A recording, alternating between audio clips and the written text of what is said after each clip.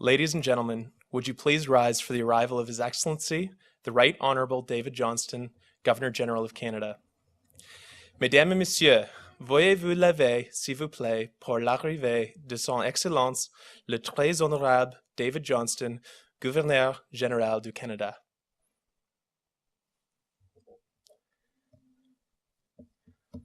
Thank you.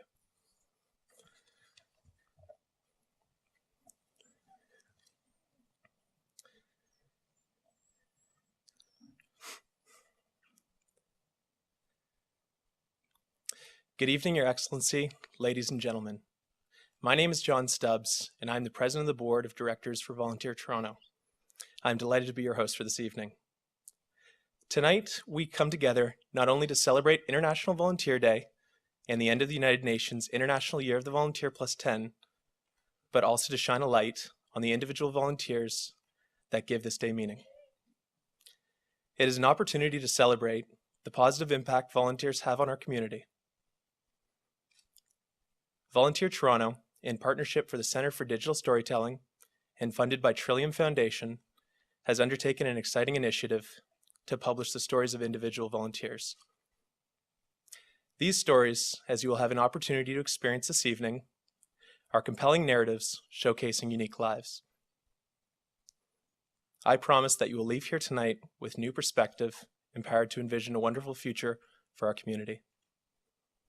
We need not look any further for inspiration than the powerful words of United Way's mantra, build up the person, build up the community. It is with that in mind that each of us at Volunteer Toronto, board and staff alike, endeavor to promote and create meaningful opportunities for volunteerism in Toronto. It is not just the value of the time given in monetary terms, but the experience the volunteer gains and the ripple effect of their gifts to our community. This evening, SharedTime, is a celebration of volunteers. We are deeply grateful for the partnership and support of the Toronto International Film Festival. At this time, I would like to welcome Michele Maheux, Chief Operating Officer of TIFF. Michele?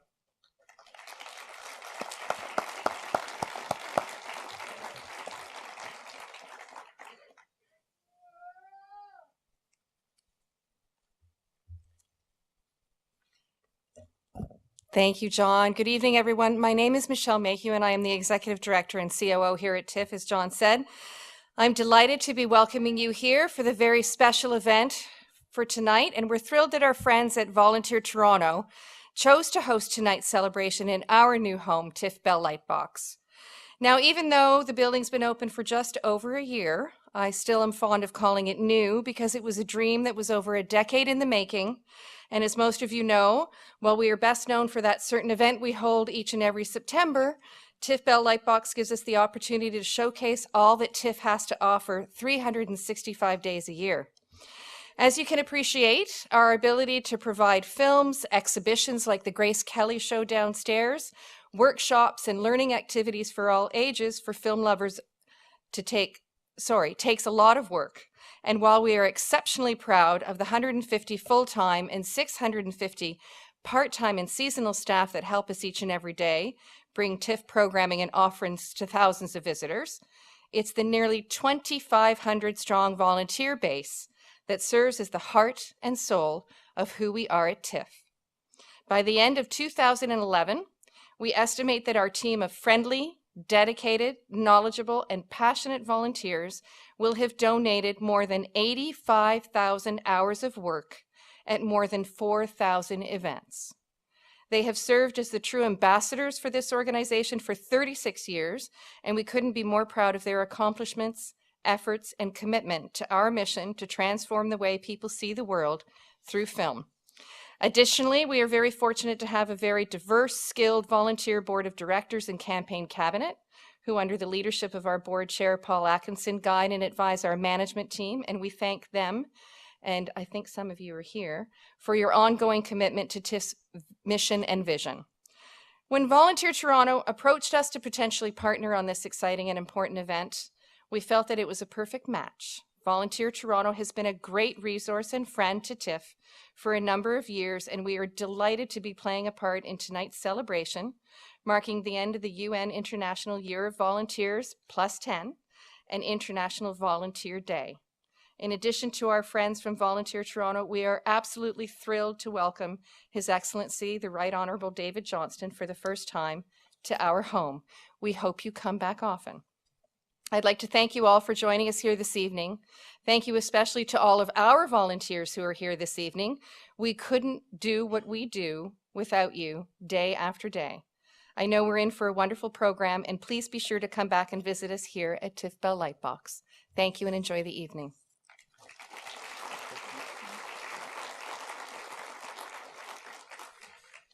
Thank you, Michele. The TIFF Volunteer Program is a shining example of what is possible when people volunteer. However, volunteers do not act alone. As an organization that supports the voluntary sector, we at Volunteer Toronto know that engaging volunteers in meaningful ways takes time and commitment.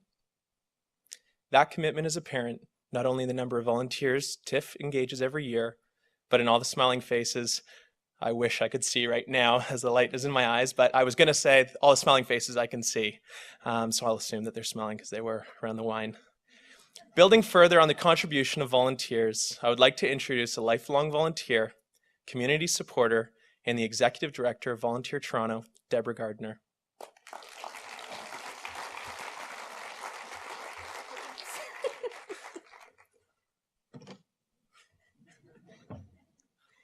They told me I had to stand on this. Anyways, welcome and happy International Volunteer Day.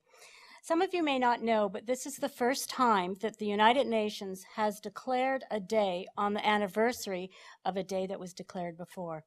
So today is the 10th anniversary of the International Day of the Volunteer. So we're very happy that you're all here. Thank you. We're celebrating volunteers, but really what we're doing is we're celebrating you.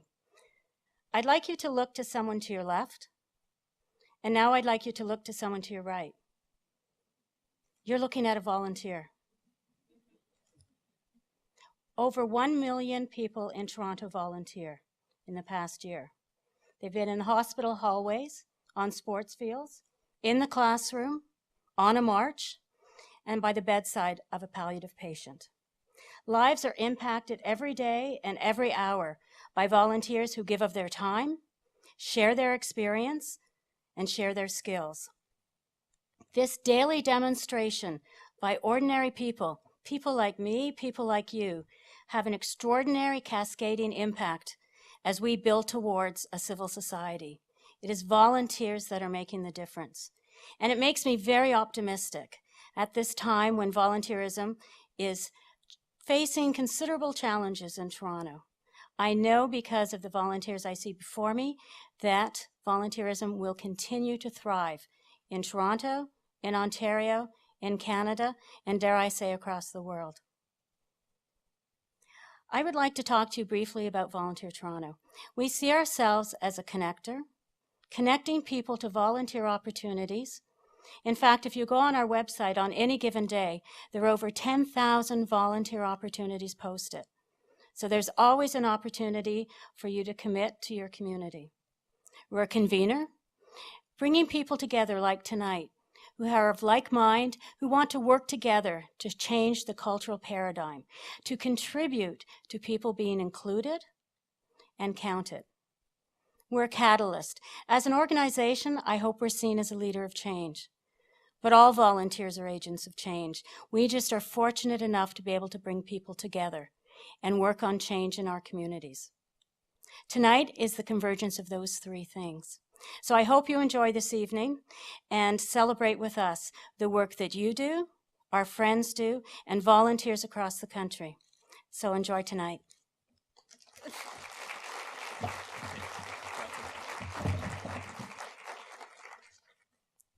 Thank you, Deborah. It is with great pleasure and my honor to welcome His Excellency, the Right Honourable David Johnston.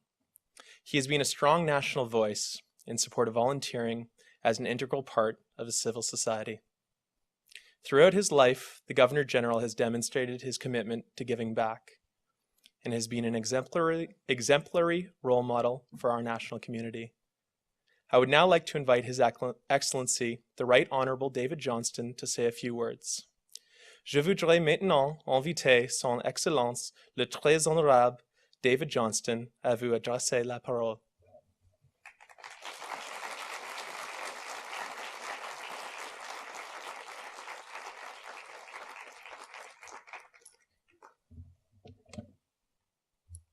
Thanks, John. Well, thank you, John. Distinguished guests, volunteers and supporters, c'est vraiment un plaisir pour moi d'être parmi vous ce soir pour ce journée internationale de bienfaisance. We come to this impressive venue on International Volunteer Day, and the venue itself is a wonderful reflection of the power of volunteerism. This great place would not have been built without the power of volunteers. I've often remarked on the generosity of Canadians and the strength of this country's volunteer sector, and the Toronto International Film Festival is simply a great example of the kind of dynamic, progressive change we can make in our communities when we come together for the common good. This festival, one of the most important of its kind in the world, has put Toronto on the international cultural calendar, bringing great benefits to the city and, of course, to Canada. Perhaps less widely known, but of critical significance, is the role volunteers play in the success of this event. Let me give you some figures.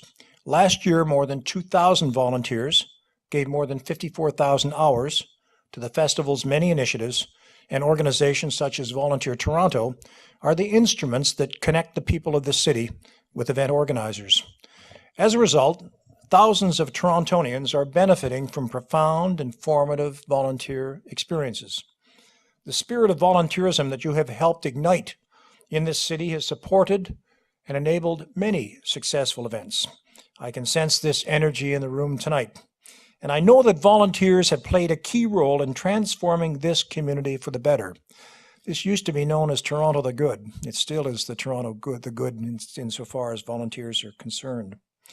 Reminds me of the Vancouver 2010 Olympic triumph, where athletic excellence was buttressed, indeed propelled by volunteer excellence, and that Vancouver Games, in fact, became the Canadian Games, in part because of the carrying of the torch from one community to the other right across this country.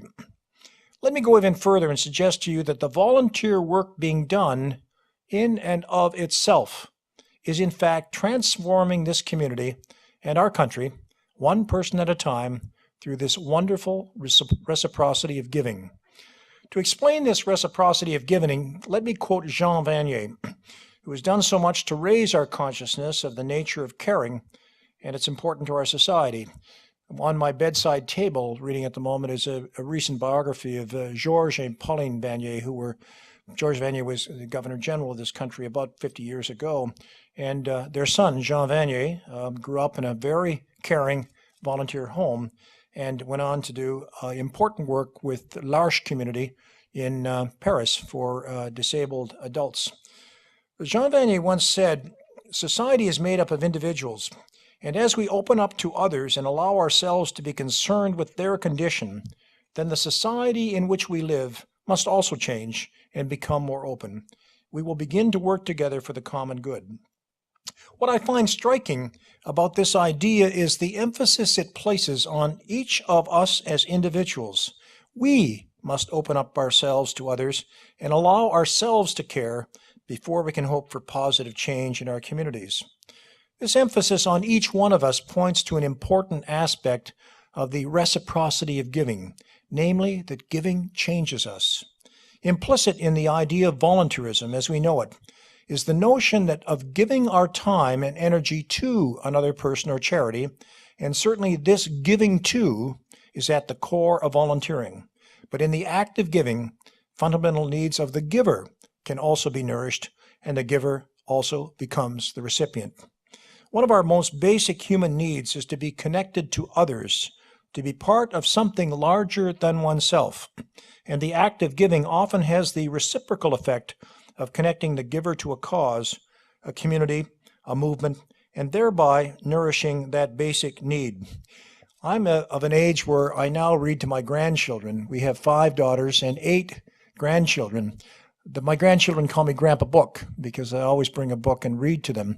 And so I'm now having the wonderful delight of kind of recycling myself. I've read the Narnia stories 5 times, and now I'm on second round reading them 8 times, and they become more alive and more wonderful with each reading. One of our favorites are E.B. White's books, Charlotte's Web. You remember that wonderful book about some pig, and Stuart Little, the little mouse. Well, White, who was also a great editor of The New Yorker, spoke about seeing things whole. And that's what I mean when we talk about one giving to another, that connecting to the other, and ourselves becoming more whole in that connection. I was writing to my brother earlier today. He's a retired high school principal who's doing his post-retirement work as a headmaster of a school in the Caribbean. And he was speaking, writing to me about the Thanksgiving that they celebrated there and how the giving of thanks develops a sense of oneself that is fuller than the very narrow self. It's the same thing with volunteering, to extend oneself to the other by, in a sense, suppressing oneself makes the self whole. That connection makes it whole. There's a great hunger in the world today. It's a thirst for community and for solving problems and a tremendous capacity to do so. Canadians have never been more highly educated, never more well-equipped, and never more ready to make a difference. I've observed this in many travels across Canada during the past year and on international visits such as those I recently made to Southeast Asia last week. There are countless examples of Canadians who are volunteering their time and their talents to worthy causes. Here in Toronto, right in this downtown area, volunteers with Pathways to Education in Regent Park have made a real difference in the lives of young people and their families through education. The results are quite spectacular about Pathways coming out of Regent Park. In 5 years, the high school graduation rates have risen from the low 20s to the high 80s. That, my grandchildren would say, that's awesome. Indeed, it is awesome, that kind of leap in a relatively short period of time. In fact, in Ontario, our average high school graduation rate has gone from 68 to 81% over the past 6 years. In itself, a staggering accomplishment, that kind of gradation increase in 6 years. And to see, coming from a situation of graduation rates in the low 20s, above that average in Ontario at 81 is truly startling and wonderfully commendable. Volunteers are also at work in the Arctic, where supporters of Habitat for Humanity in Iqaluit are building affordable housing in their spare time. I was on the building site just a few moments ago. And when I think of the challenges that we're facing, as we see on the daily news, like at Awapiskat in Northern Ontario, I'm so conscious of the importance that a movement like Habitat for Humanity could be in house building, just as barn raising was so important in an earlier stage in our history. Yet despite our successes, it would be disingenuous to deny that the incredible reserves of energy, talent, and goodwill of many Canadians, and indeed of many people around the world, are often frustrated or underused. There may be numerous reasons for this, but one of the most significant is that many people today feel overwhelmed by globalization and by the growing complexity of our world and the smallness of each of us in that very confusing, very complex, very comprehensive set of forces beyond us. A new United Nations report speaks to this very matter. As we know, today is the celebration of International Volunteer Day, but it also marks a significant moment in the global volunteerism movement. In commemoration of the 10th anniversary of the International Year of Volunteers, the United Nations is today releasing the first ever State of the World's Volunteerism Report, which makes the case for volunteerism as essential to the sustainable and equitable progress of communities and nations worldwide. One of the key insights of this report relates to the concept of human development, which at its core is about expanding the choices available to people so that they may lead lives that they value. But as the authors of the report point out, globalization is rapidly transforming cultural and social norms, bringing benefits to some, but exclusion and marginalization to others. Many people feel loss of control over their lives. This statement reminds me of the findings of another recent report This one by the Vancouver Foundation, a nonprofit which directs crucial funding to charities and causes across British Columbia. In fact, the Vancouver Foundation is responsible for an endowment of $3.1 billion. In a survey intended to gauge the most pressing social issues in British Columbia today, members of the foundation were surprised to learn, and guess what it is? They were surprised to learn that the sense of isolation people felt living in central Vancouver was identified as the #1 concern. Not homelessness, not poverty, not the cost of living, not health care, but isolation, the sense of being disconnected from one's neighbors and fellow citizens, to be lonely. And surely Vancouver is not the only city where this sense of isolation, this loneliness exists. Taken together, I think these findings point us toward a significant challenge and an equally important opportunity. As the new UN report points out, volunteerism is one way for people to engage in the life of their communities and societies. In doing so, they acquire a sense of belonging and inclusion, and they are able to influence the direction of their lives. This is where the capacity and desire to do good meets the basic human need for empowerment, and where the reciprocal nature of giving reveals itself. Cet automne, à l'occasion du premier anniversaire de mon installation comme gouverneur général, j'ai prononcé un discours devant les membres du Canadian Club de Vancouver, au cours duquel j'ai exposé 10 défis qui devront relever le secteur de la philanthropie et de la bienfaisance. Le premier, et sans doute le plus fondamental, est d'identifier les besoins de les collectivités. Comme nous l'avons vu, l'une des lacunes de nos collectivités, de plus en plus urbanisées, est l'esprit communautaire et tous les avantages qui découlent d'un sentiment d'appartenance et d'accomplissement. En travaillant main dans la main, nous pouvons nous transformer positivement ainsi que nos collectivités. It's as simple as that lovely book that we read some years ago, All You Need to Know, you've learned in kindergarten. And one of the maxims is, you walk hand in hand when you cross a street, especially a dangerous one.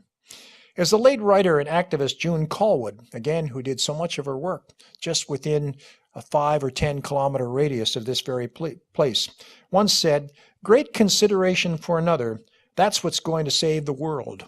Or what one of my friends said on his retirement, be kind to one another and then be gentle on yourself. There's nothing abstract about Jane Callwood's statement. Through caring for each other and for the communities in which we live, we regain a sense of ourselves as citizens, as the makers of our destiny. People often ask me why I believe volunteerism is so important in society, and I say, just look at the results. From the beginning, giving has been central to our survival in this land.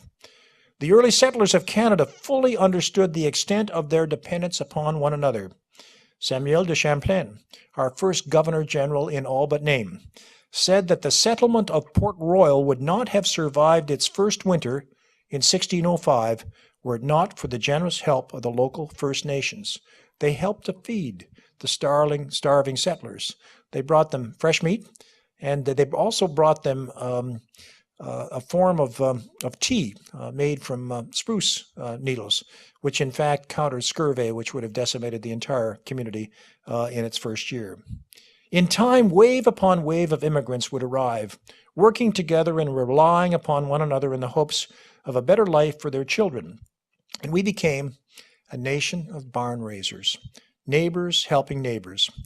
I come from Waterloo County. My wife and I live on a farm just on the edge of Heidelberg. I have a lot of fun with my German friends by saying we live close to Heidelberg, and if you go down the road, you reach Bamberg, and if you go a little further, you reach New Baden, and if you're lucky, you get to New Hamburg, and 100 years ago, our capital city was called Berlin. But my neighbors are all Mennonites, 100-acre farms, horse and buggy people, and they're absolutely wonderful neighbors, and they brought with them in 1800, when they came to this unsettled land, the notion of barn raising. When a new person came to the community, the first thing they did is they all got together to build the barn for that person so that they could be established and begin to have a sense of place. My wife runs a stable operation at our farm with 35 horses boarded there. It's very difficult to break even One day, she was reassessing the buildings on the farm because our insurance premiums had gone up, and she was looking for a way to constrain this increased cost. And Edgar, our neighbor Mennonite who farms our farm, was there in his tractor. And she said to Edgar, what, I put a value of $25,000 on this drive shed. Do you think that's reasonable, or could it be less? And he says, well, why do you have a value on it? She says, well, I have to value it for insurance purposes. He says, why do you have insurance on it? She said, well, Edgar, I have insurance on it because if it burned down, I'd have to rebuild it, and it would cost whatever. He said, if it burned down, we'd rebuild it. We'd come and help you raise your barn. And then he said, well, maybe you better put a little value on it, because we would bring secondhand materials, which would cost next to nothing, but probably the asphalt shingles all would have been built. They'd have to be purchased new. So put $2,000 on it, and that would purchase the shingles, and the rest we would do ourselves. In fact, that barn raising metaphor is part of Waterloo County today. We have a Barn Raisers Council bringing together citizens to look at some of the long-range volunteer initiatives for the community. And we have a Barn Raisers Award to celebrate that individual, that citizen who has given most effectively of his time and talent in the course of the past year. There's a tendency today to think that our days of mutual interdependence are past, that we no longer need barn raisers, and that we no longer really need each other. That's clearly an illusion. After all, Champlain also understood the importance of fostering a sense of community in Port Royal, establishing the order of good cheer purely as a means of encouraging goodwill in society in those early days. He understood intuitively the basic human need to be connected to a community with a larger sense of purpose.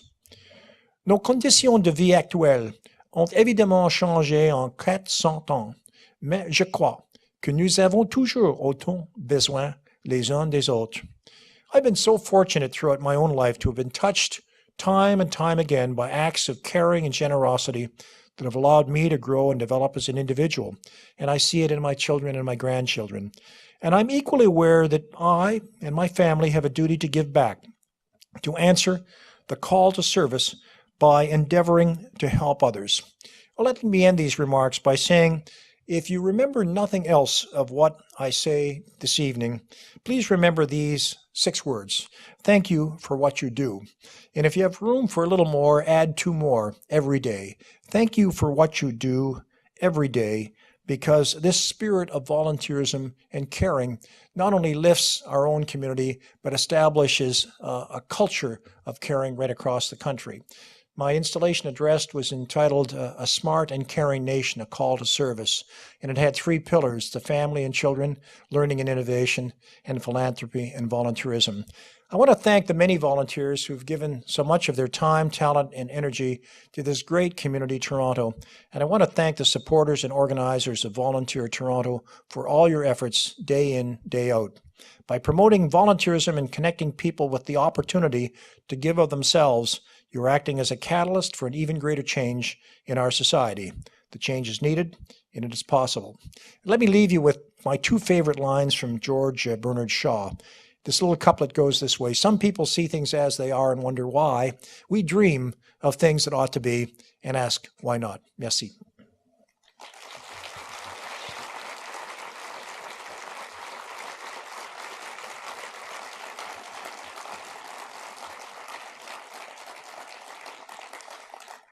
Thank you, Your Excellency. I would now like to introduce Jessica Reynolds, Director of Communications at Volunteer Toronto, and Joe Lambert, the founder and executive director of the Centre for Digital Storytelling, to highlight the digital stories we'll be seeing in a few moments in the SharedTime initiative.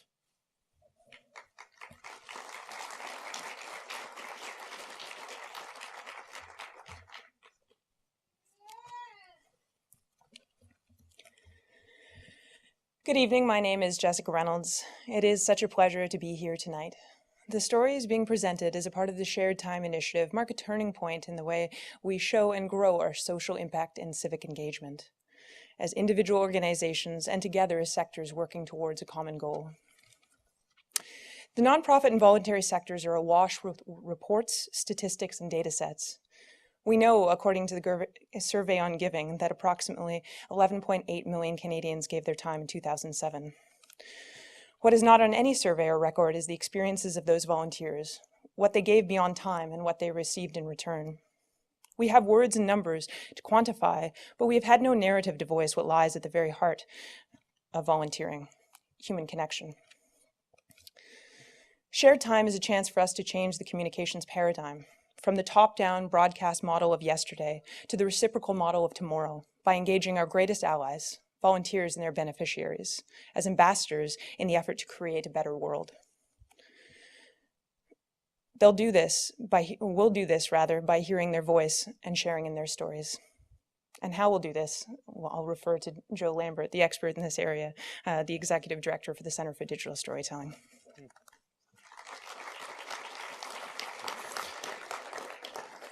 I was taught long ago not to stand between people and dinner or lunch. This is standing between you and dessert.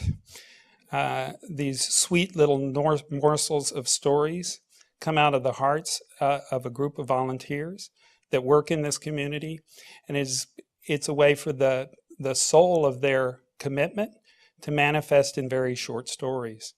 What's important for you to know in this beautiful theater, in this wonderful context, is that these stories are made by total amateurs, right? And the concept of amateurs to do it from love, and they did. They did it in workshops that lasted 3 very intense days. Many of them didn't arrive self-describing as storytellers, but I guarantee you on the other side of this process, they became storytellers. We hope that you enjoy these stories and see them as what they are, as elegant first steps into 21st century literacies of telling a story on the screens that we've been talked to for 100 years and that we're finally able to talk back. So with that said, the digital stories.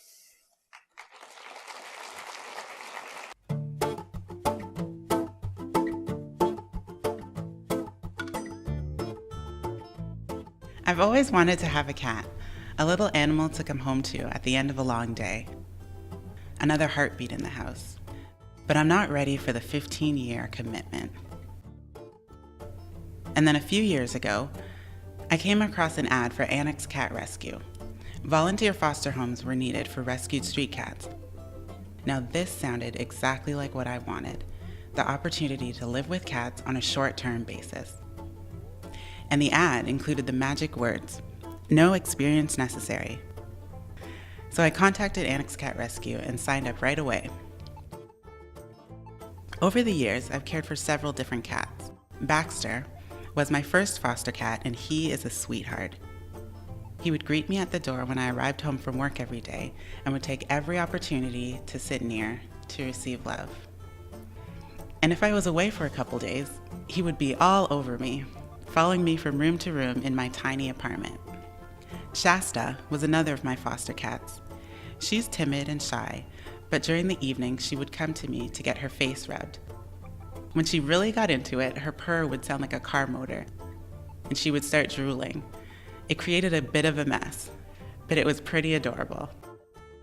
I know you're not supposed to have favorites, but Max was mine. He's endlessly curious and would always find new things to do and explore. He was the first of my cats to lounge on the heating pipes, and he would often sit there and stare at me while I worked nearby. After living with me for months, imagine my shock when I arrived home one night and Max had discovered the toilet paper. It was all over the place. And I'll never forget the time when I went into the washroom and found him curled up in the sink, completely content. He looked at me as if to say, "Look what I found." Max is one of those cats who would give love nips. That's when a cat gets really excited or happy and he puts his teeth on you. It's completely harmless and doesn't break skin, but it sometimes scares people who aren't anticipating it. One day, some potential adopters came to visit Max. They were excited to meet him and the feeling was mutual, but before I had time to mention his little habit, he nipped at them, and they placed out their hands for him to do it again. It was a perfect match. They took him home the next day. 2 weeks later, Shasta came to live with me, and now, after 5 months, she's on her way to a new home.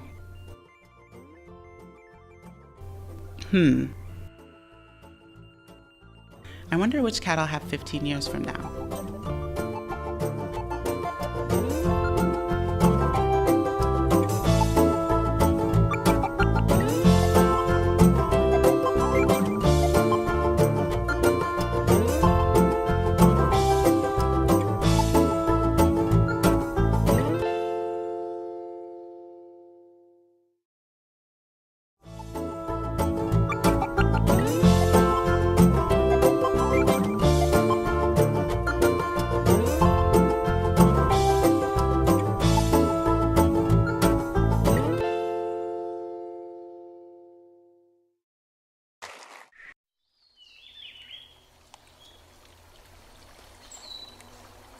I used to think taking care of the environment sounded like such a burden, like a waste of time, and tree huggers seemed like losers. Last summer, I went to Hawaii with my family. There are absolutely no words to describe the beauty of it. It was perfect. We passed something, and at first I didn't realize what it was. I looked back and saw this big black thing contrasting against the green and blue that surrounded it, spilling heavy black smoke into the sky. It was a smokestack. It was so out of place. Something snapped. I was disappointed and embarrassed, but nobody had noticed. I decided not to say anything. But I did realize that I needed to change something. It took me a while to figure out what to do. I was scared and still in high school, a place where you do not want to be different. A year later, I was driving in Toronto and saw the sign. I went home and Googled it. Then I started volunteering at Evergreen. I'd found a place where you didn't have to scrape everything from your life and start over again, but somewhere where you can use what you have, what you've been given, and what's already here to move forward, where you can build the future on the pillars of the past. I'd found a piece of paradise in the middle of the city. The conversations I have with people here give me inspiration to help them move towards the perfect world. There's a lot of things that inspire me. The adults who are willing to continue to learn, the elderly who tell me stories about working at the brick factory, that we respect their past and we will never forget. The teenagers who come looking for something new and edgy, that by combining a little bit of art, culture, history, and environment, you can achieve the exact same thing as a tree hugger. And most of all, the children who run up to me with these huge smiles on their faces and say something simple like, "This place is awesome." I volunteer because I want them to never feel what I felt in Hawaii, to know that a new kind of paradise is possible. We can renew what we have lost, recycle the past, and reuse what we have for a great future.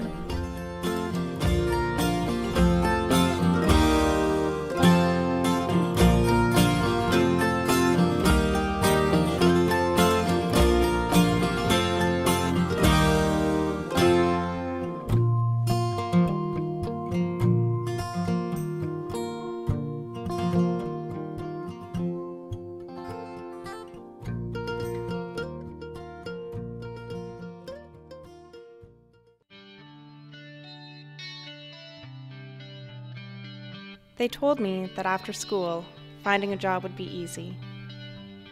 85% of those in my program had a job 6 months after graduating. They never said what field that job was in.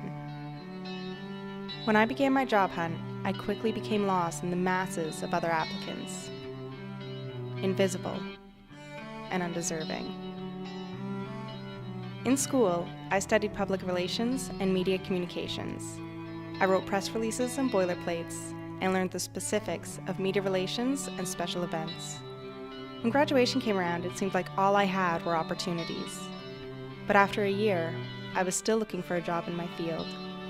All of my skills from school were slowly going to waste. I decided to look for a volunteer opportunity. It wouldn't be paid, but it would give me the experience that I desperately needed.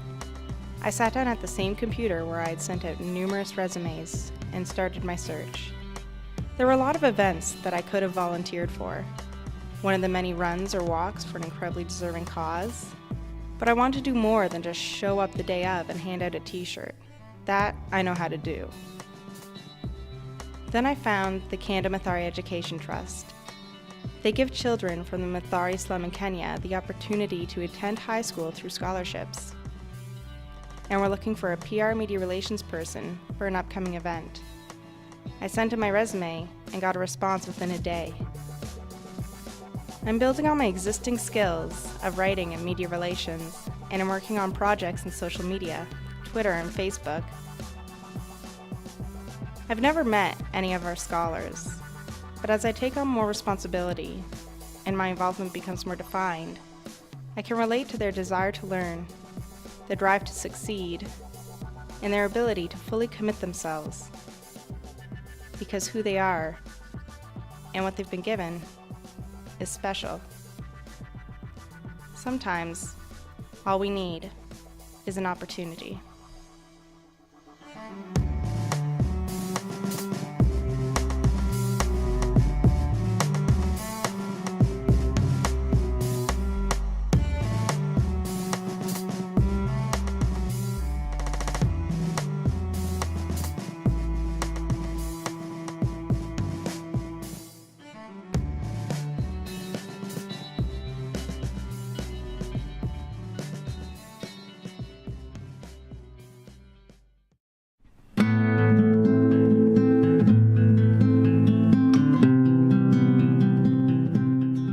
The other day, I was thinking about Carlos. Although it's been a couple of years, the pain is still there. I think how lucky I was to know him, and how lucky I am to be safe among friends. I still feel that amazing sense of relief the day I joined Among Friends, a volunteer-led lesbian, gay, bisexual, and trans group for new immigrants. The Access Alliance Community Center was our new meeting place, our new home. A few years ago, I fled my home country. Homosexuality is illegal there. You live with constant stigma and harassment. I remember taunts because I never had a girlfriend. For my parents, I was a disappointment. For my relatives, I was a waste of life. All I wanted was to run away. I had to leave so much behind.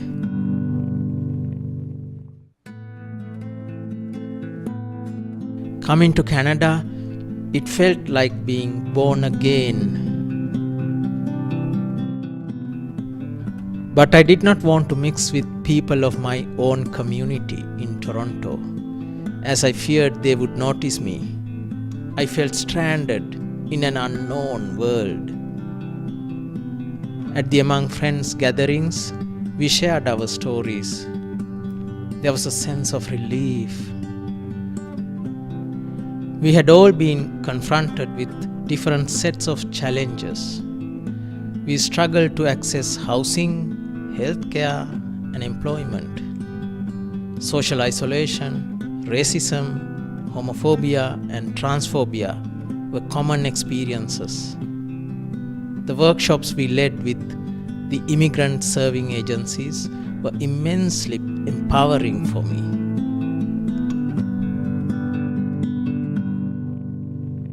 We lost Carlos while we were busy with our volunteer work. He was deported. We could not do anything to retain him. I could only hope that he would be safe. One cold winter evening, we bade each other farewell. The barriers of sexuality, documentation, of class, race, made me think of the poem by Sri Lankan poet Maheux.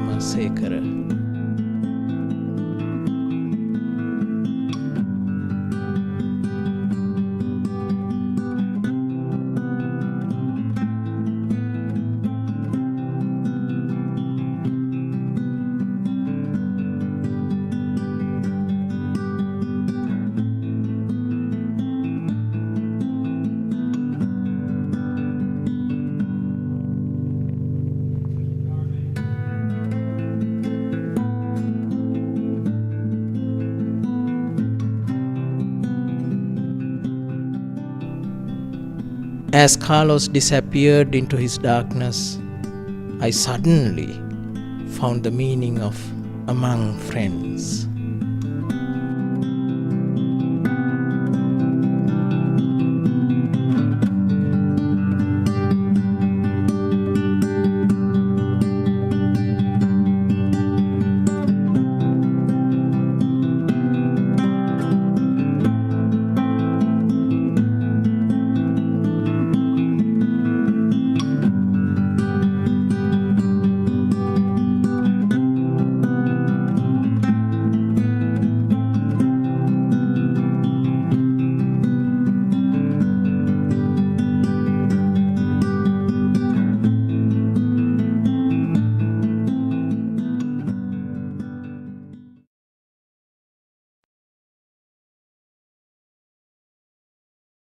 My health was trapped in this tiny box the day I was diagnosed with ovarian cancer. October 30th, 2007 was just another normal day when I walk into the doctor's office. When I walk out, it seemed like the sun stopped shining. The word is so simple yet complicated. It's so familiar. We hear it almost every day.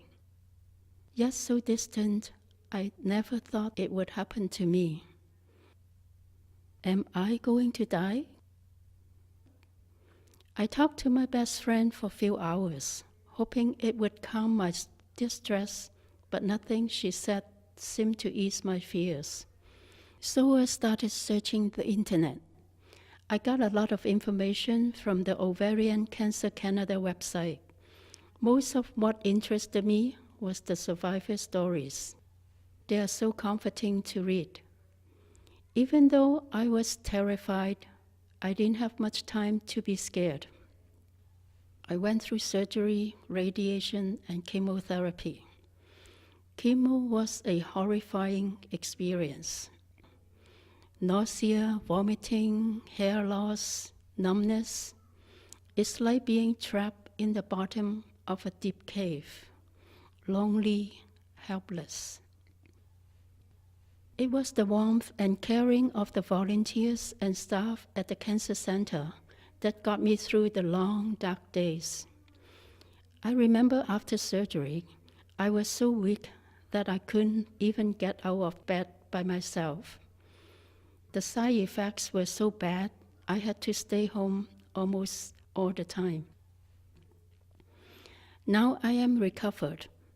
I try to go out every day. A short walk around to the supermarket, the mall, the park. To me, going out means I have energy, I have life. The fresh air, the crowd, the traffic, it makes life real. Going out means I'm connected to people and the world. And now I am volunteering. I share my stories so people would be aware of the signs and symptoms of ovarian cancer. I share my journey to let people know we are not alone. There's hope and help even if you have cancer. With the unconditional support of families and friends, and thanks to the loving care of the medical team and volunteers in the hospital and cancer center, I am now a survivor.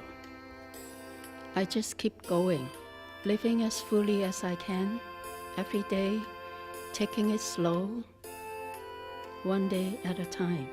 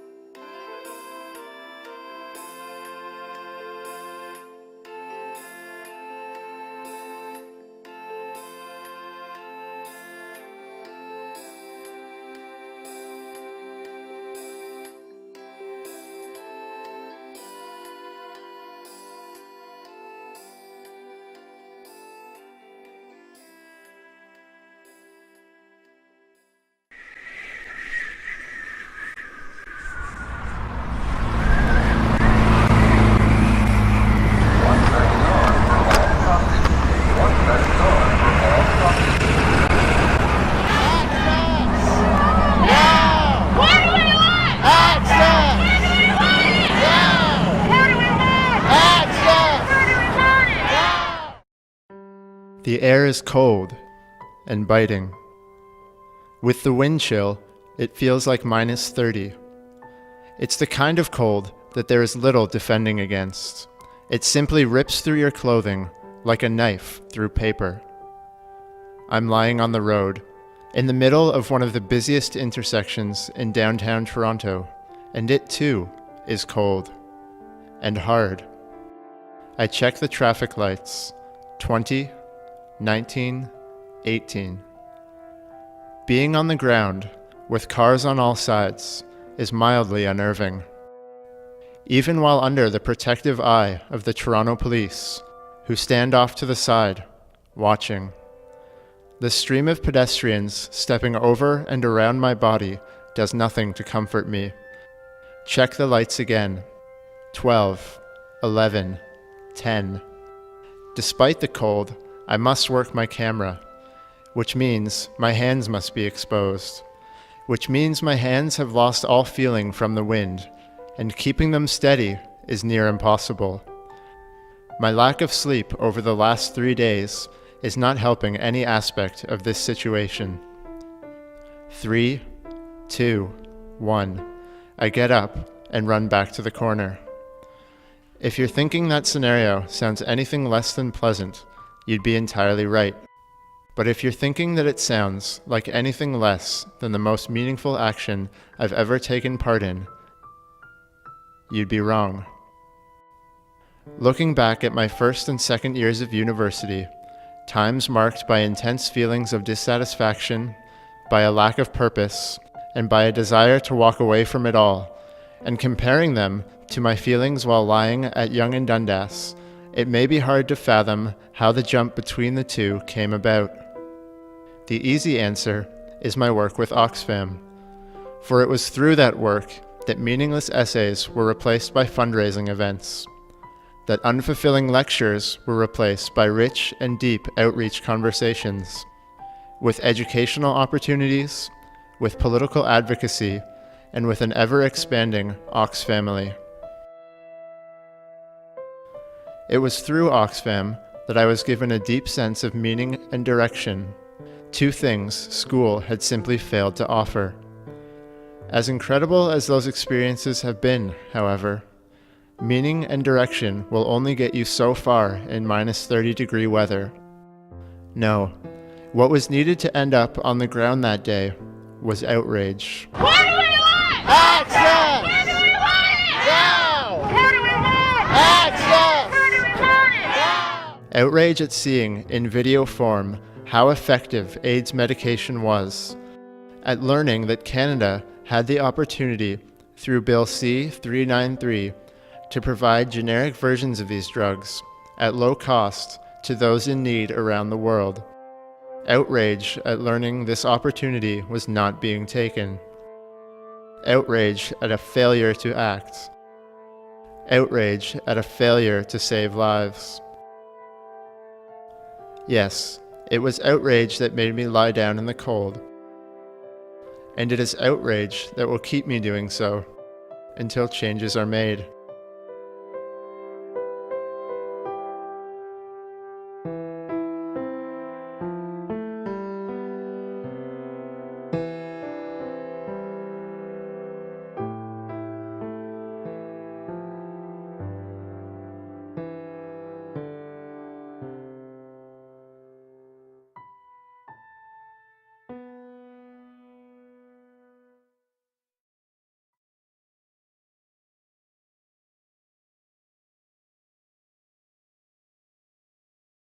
I know what you're thinking. You're right, and I'm not mad. Another failed rapper who grew older and had to drop the mic and pick up boxes, break my back, and that's cool. I'm not embarrassed at that. You see, I never had dreams of cars, cash, platinum plaques. Instead, I wanted to lead the kids who followed my same path. Guns, drugs, violence, yes, all of that.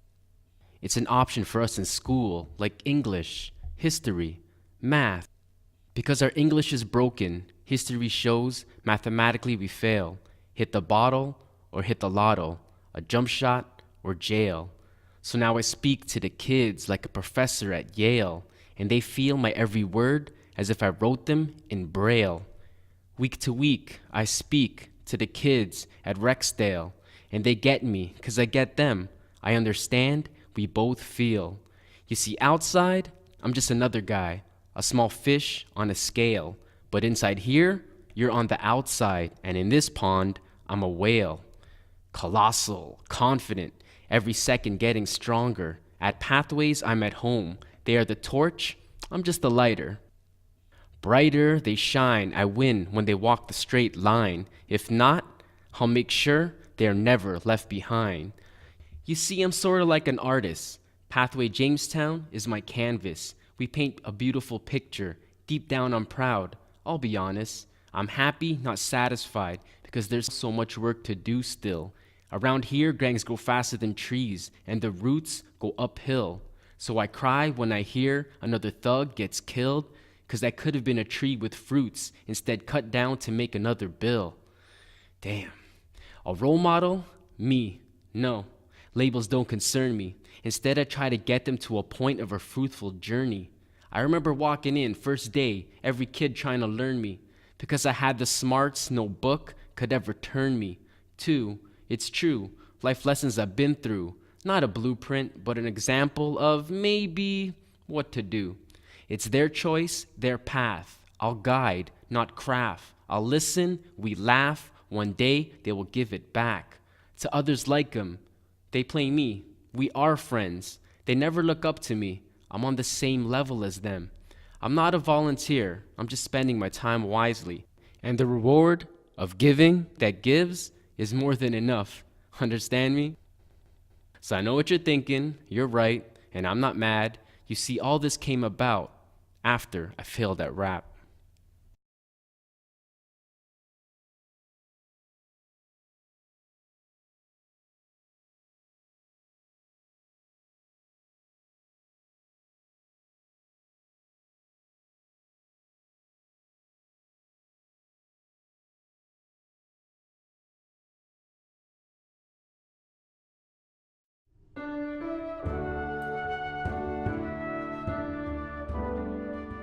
I could tell that Jacob was struggling.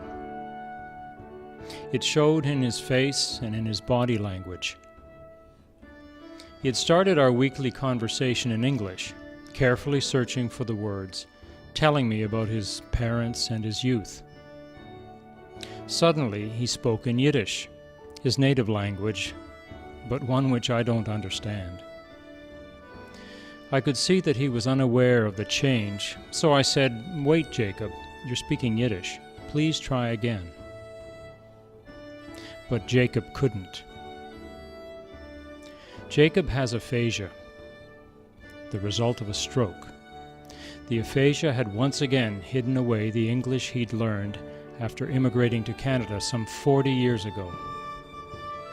And now, with his ability to communicate impaired, he had become isolated from his English-speaking friends and family.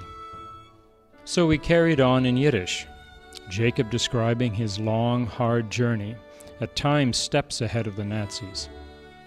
Me trying to follow him, using every conversation tool at my disposal, including much guesswork.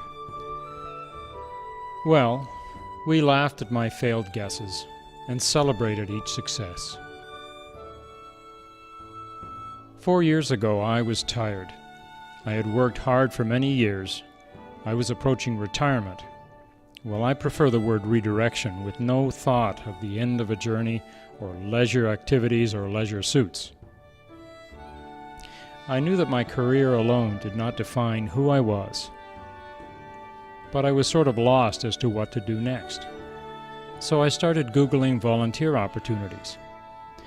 Volunteering had always been an important part of my life, in choirs, church committees, and amateur musical theater. But there were so many opportunities. Which one would be the right fit? Weeks later, nothing still felt quite right. Then a friend recommended the Aphasia Institute in Toronto. From the initial interview with staff to my first nervous solo conversation, I felt challenged and useful. I knew that I had found my place. Back in Jacob's dining room, our conversation time is over, and I'm gathering my supplies. I am drained, yet at the same time unbelievably energized. You see, today, Jacob blew me away. As we struggled with our conversation in Yiddish, he suddenly said, very clearly in English, "I am more than this." Yes, Jacob, we are.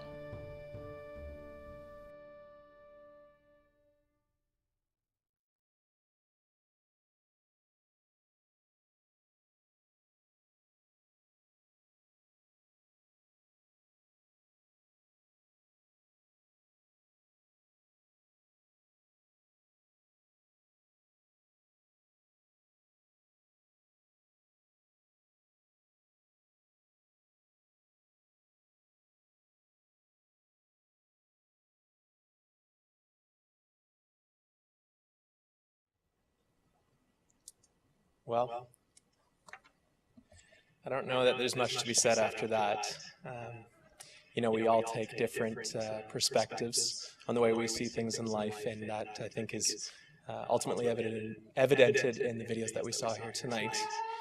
So I just wanted to thank you all very much for coming and supporting our initiative. And of course, final remarks here by our Executive Director, Deborah Gardner.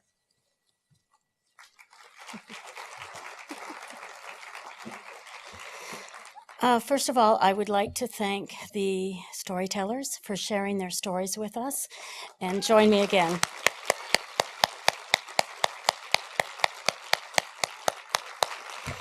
It's through their generosity of spirit that we now know their stories.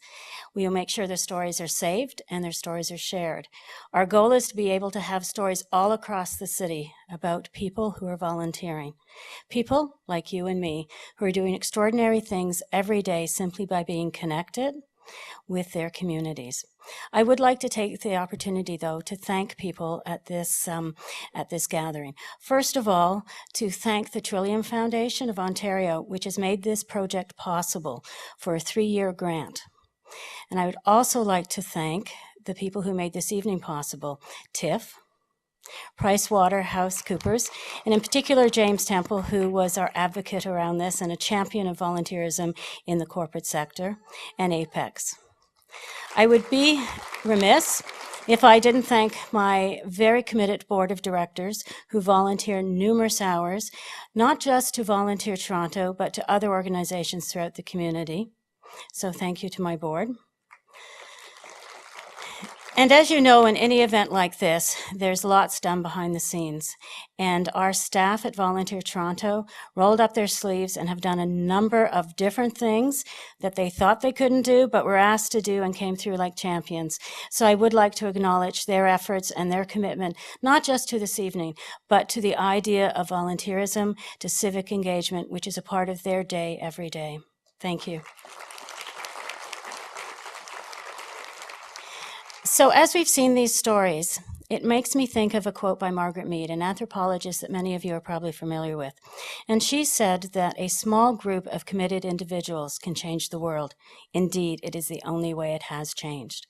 So I would like to challenge you as committed individuals to think about what you've seen today and heard today, and perhaps tomorrow morning when you get up, think about how you might want to change your corner of the world, so that you may begin or perhaps continue your volunteer story. Thank you for sharing International Volunteer Day with us, and have a good evening.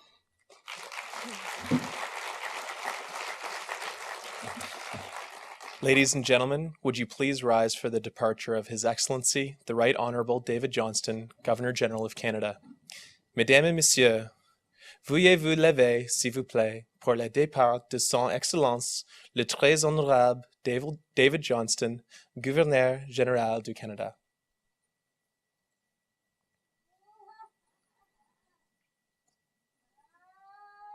Thank you, everybody. No, it's okay, I got it.